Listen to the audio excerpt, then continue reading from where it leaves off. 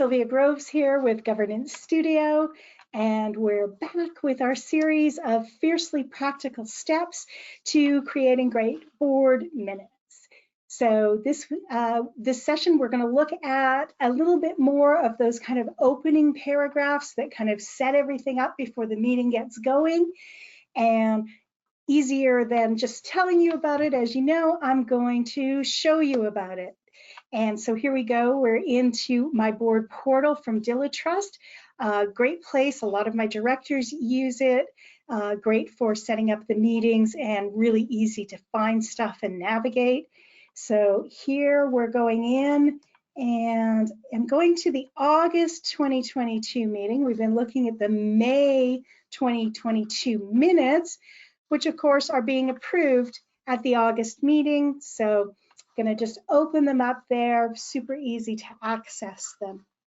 And so last session, if you've been joining us for all the sessions, we were actually just looking at this first sentence of this paragraph right under the attendees list. So I'm trying to break things up into small chunks. In this session, we're going to be looking at kind of this little section here, these next couple of items, and I'm going to talk to you about some best practices on them.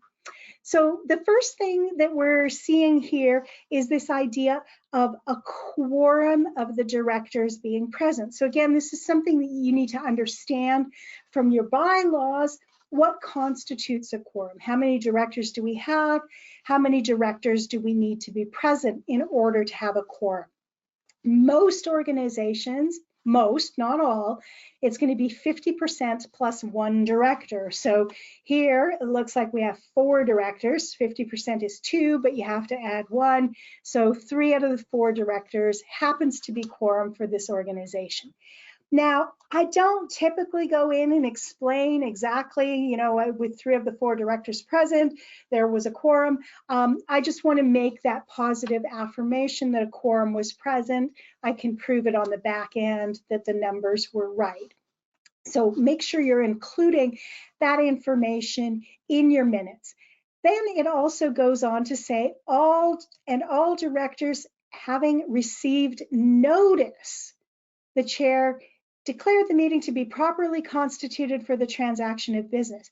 So again, in your bylaws, maybe in your statute, if you're a statutory organization, but most likely in your bylaws, there will be a time period requirement by which you have to give directors notice of a meeting.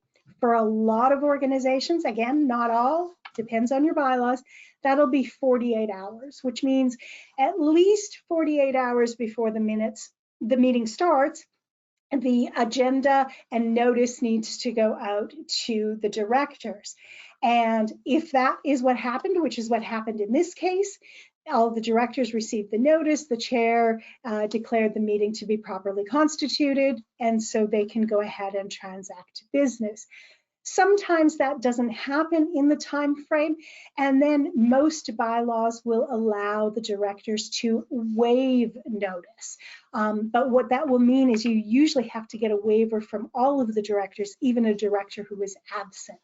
So you might have a different sentence here. It might say, you know, and all of the directors having waived notice because the notice was given outside the requirement of the bylaws, or it doesn't have to be that complicated, but having waived notice, the chair can then still declare the meeting to be properly constituted for the transaction of business. I like that wording because it makes it really clear that all the ducks were in a line, they were all in a row, everything was honky-dory, and they could go ahead and deal with it. So that's really important.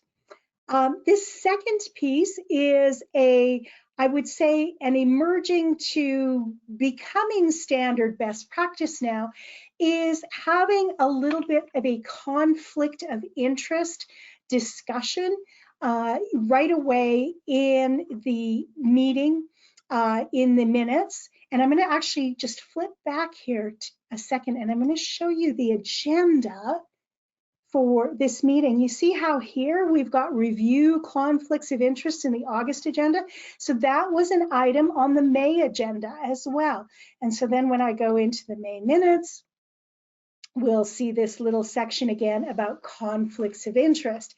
And this is just a little check-in that the board chair does with the members, the directors attending the meeting, or whatever group, if it's committee chair, a committee and the committee chair, saying, you know, does anybody have a conflict with any of the items?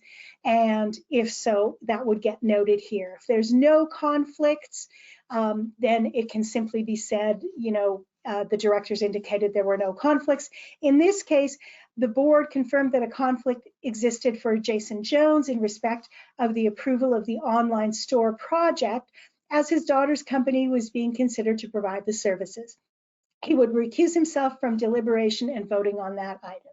So again, you can see how it just gets set out, what the conflict is and what the process is. So if you have a conflict, please do make sure that that gets included.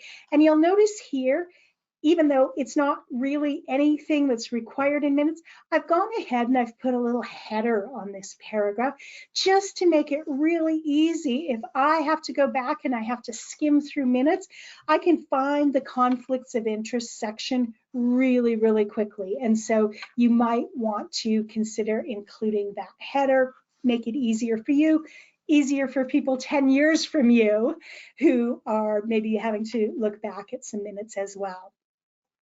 One more thing I want to mention this session is you might notice the absence of something here. I know a lot of organizations will have a paragraph above the minutes, will have a sometimes even a resolution about the agenda itself.